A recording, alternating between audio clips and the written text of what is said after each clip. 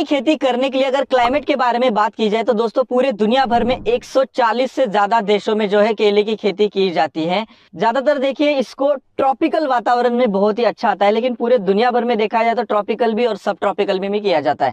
सब ट्रॉपिकल में थोड़ा सा प्रॉब्लम आता है। ट्रॉपिकल यानी कि उष्णकटिबंधीय, जहाँ पे सनलाइट दोस्तों बहुत ही अच्छी आती है, क्योंकि केले की खेती के लिए सनलाइट बहुत ज्यादा इंपॉर्टेंट होती है। वो मैं आपको क्यों इंपॉर्टेंट होती है वो डिस्टेंस के मुद्दे में आपको डिटेल में बताने वाला हूं। टेम्परेचर की अगर बात करें तो 20 डिग्री से लेकर 35 डिग्री तक इसको टेम्परेचर बहुत ही सूटेबल है, और अच्छी ग्रोथ के लिए 22 से लेके 30-32 तक ये ग्रोथ के टाइम पे इसको बेस्ट रहता है। तो आपके टेम्परेचर के अनुसार आप कर सकते हैं। बस दोस्तों एक प्रॉब्लम क्या है, इसको जब फल आपका हार्वेस्टिंग आता है, हार्वेस्टिंग आने के 1-2 महीना पहला बहुत ज्यादा ठंडी पड़ती है, दिसंबर जनवरी वाली, और आपका फरवरी में हार्वेस्टिंग होने वाला है, तो वो चिलिंग का एक प्रॉब्लम आता है। केला वहां पे चिलिंग नाम का प्रॉब्लम आता है। तो उसके लिए मैं आपको एक प्लांटेशन का ही आइडिया बताने वाला हूँ कि आप ठंडी से पहले ही हार्वेस्टिंग करके वहां पे फुर्सत हो जाएंगे। ये हुआ क्लाइमेट। अब आपके लिए सॉइल कैसी चाहिए, तो सॉइल का अगर देखा जाए तो दोस्तों हर तरीके के सॉइल में केला आ जाता है। बस बहुत ज्यादा लाइट वेट जो मिट्टी होती है उसमें थोड़ा सा जो है न्यूट्रिशन का प्रॉब्लम हो जाता है, लेकिन हर तरीके की सॉइल इसको चल जाती है। बस पानी नहीं पकड़ना चाहिए। 6.5 से 7.5 pH होना चाहिए। सॉइल टेस्टिंग कीजिएगा। केले के लिए बहुत ही अच्छी जमीन होनी चाहिए, उपजाऊ जमीन होनी चाहिए, क्योंकि बहुत ही खाना खाने वाली जमीन है दोस्तों।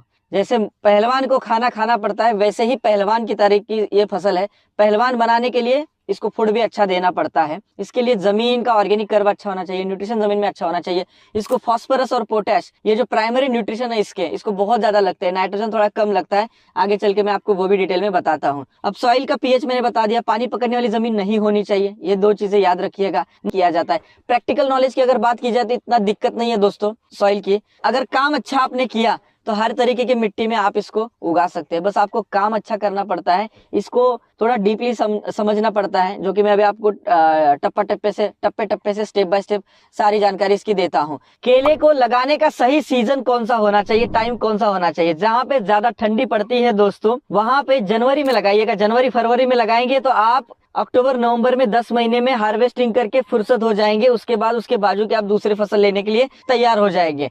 दिक्कत क्या होती है, अगर आपने मार्च अप्रैल में केला लगाया और ठंडी में आपका केला का जो बंच अगर वो अभी पका नहीं है तो उसमें चिलिंग का प्रॉब्लम आने लगता है, तो वो थोड़ा सा अवॉइड करना है आपको। या आप प्लांटेशन जो है अक्टूबर नवंबर में भी कर सकते हैं। उसके बाद 10 महीना अगस्त में आपका हार्वेस्टिंग होगा। 12 महीना आप प्लांटेशन इसका कर सकते हैं, कोई दिक्कत नहीं है। बस मैंने जो आपको कहा कि ठंडी का जो प्रॉब्लम आता है केले को हार्वेस्टिंग के टाइम पे, तो ठंडी के पहले आपका हार्वेस्टिंग हो जाए इस हिसाब से लगाइएगा। और अगर दिसंबर में हार्वेस्टिंग नहीं आना चाहिए, जनवरी में हार्वेस्टिंग नहीं आना चाहिए, तो थोड़ा सा वहां पे उस टाइम पे चिलिंग का प्रॉब्लम आता है, तो थोड़ा सा अवॉइड कीजिएगा। करने वाले तो करते हैं, कुछ जिनका प्रैक्टिस अच्छा है, जिनको पता है कि क्या करना है, न्यूट्रिशन मैनेजमेंट कैसे करना है, पौधे को सशक्त कैसे करना है, तो उस हिसाब से वो करते हैं। लेकिन आप अगर बिगिनर हैं, शुरुआती हैं, तो आप रिस्क मत लीजिएगा। शुरुआत में जो है जनवरी फरवरी में लगाइएगा, वो आपके लिए बेस्ट रहेगा।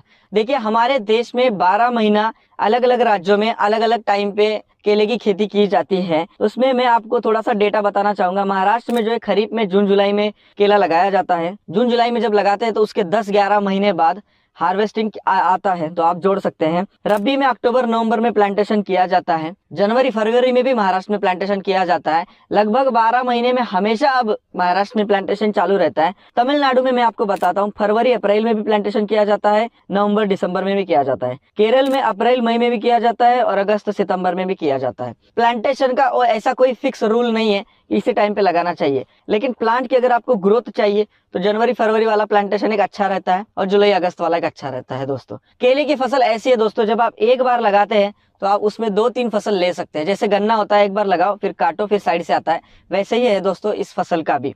और इसमें जो प्रैक्टिसेस है ना वो बहुत ज्यादा इंपॉर्टेंट होती है। तो अब मैं आपको ना वैरायटीज बताता हूँ कि कौन कौन सी वैरायटीज है जो बेस्ट वैरायटीज है दोस्तों। इसे किया जाता है। आपको अगर तगड़ा उत्पादन लेना है तो मैं कहूंगा कि आप टिश्यू कल्चर प्लांट को खरीद के लीजिएगा और लगाइएगा आपके फार्म पे लाके। तो वैरायटी में सबसे जो यहाँ पे चलने वाली वैरायटी है वो ग्रैंड 9 G9 वैरायटी है। इसके ये 2 ही चुने जाते हैं दोस्तों।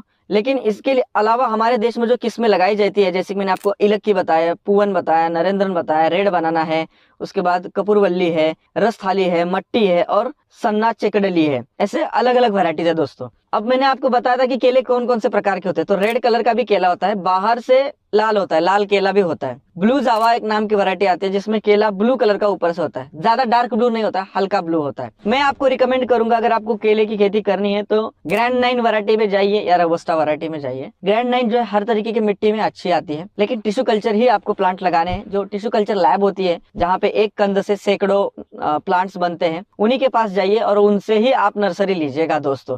तो अब हम जानते हैं इसमें लैंड प्रिपरेशन कैसे होता है। सिंपल है, जो पहले सपाट लैंड होती है दोस्तों उसमें हमें प्लाव चला लेना है, बड़े बड़े पत्थर वगैरह कुछ दिखते हैं तो उसको बीन लेना है। सपाट करने के बाद ये बहुत ही खाने वाली फसल है, तो इसके लिए हमें जमीन का जो क्वालिटी है वो अच्छा मेंटेन करना है। तो इसके लिए कम से कम 5 ट्रॉली हमें गोबर का खाद डालना पड़ेगा। यहाँ हमें जो है 25 से 30 हजार उसमें खर्चा होगा दोस्तों गोबर के खाद के लिए। इसके अलावा जो हम पहली बार प्लाव चलाते हैं तो उसमें 2500 क्या 3000 के आसपास खर्चा होगा। उसके बाद हम जब गोबर का खाद पहले बार प्लाव चलाते हैं, जमीन को धूप लगनी देनी है 1.5-2 महीना। उसके बाद गोबर का खाद पूरे खेत में सड़ा हुआ छिड़क देना है। उसके बाद हमें रोटर चलाना है। जब हमारा रोटर चला के हो जाता है तो हमारी जमीन सपाट रहती है, गोबर का खाद भी उसमें मिक्स हो जाता है। लेकिन सबसे पहले आप जो भी जमीन का चुनाव करते हैं उसमें सॉइल टेस्टिंग जरूर कीजिएगा। जमीन का organic curve, nitrogen, phosphorus, potash, secondary nutrition कितना है, कैल्शियम, मैग्नीशियम, सल्फर, माइक्रोन्यूट्रिएंट कितना है, ये सब पता होना चाहिए। अवेयरनेस की बात एक बताता हूँ कि हमारे देश में जो है मुझे लगता है 1% भी लोग नहीं होंगे जो सॉइल टेस्टिंग करते होंगे। 1% भी। देश जो है कितना तेजी से बढ़ रहा है लेकिन फार्मर उस तेजी से नहीं बढ़ रहा है, मैं ये देख रहा हूँ। सॉइल टेस्टिंग, पत्तियों का पीटीओल टेस्टिंग, इरिगेशन में ड्रिप मैनेजमेंट, वाटर मैनेजमेंट, ये हम लोग नहीं कर रहे हैं। इसमें हमारा थोड़ा सा ध्यान भी नहीं है। हमारा खाली ध्यान है कि 1 एकड़ में इतना पैसा मिलेगा, 1 एकड़ में हमें इतना लगाना है, 1 एकड़ में ऐसा होगा, हमें ये काम करना है, वो काम करना है। अरे भाई, हमें प्रिसीजन फार्मिंग करना पड़ेगा, हमें छोटे छोटे चीजों पे ध्यान देना पड़ेगा, तब जाके हम पैसा कमा सकते हैं। और छोटे चीजें यही है, हमें पहले तो लैंड प्रिपरेशन अच्छा करना है, उसमें हमें सॉइल टेस्टिंग करना है। सॉइल टेस्टिंग के लिए कितना खर्चा होगा? 1000 रुपए केवल होगा, 1-1500 रुपए मैक्सिमम। वो आपको लैब ढूंढनी है। मुझे बहुत सारे कमेंट आता है दोस्त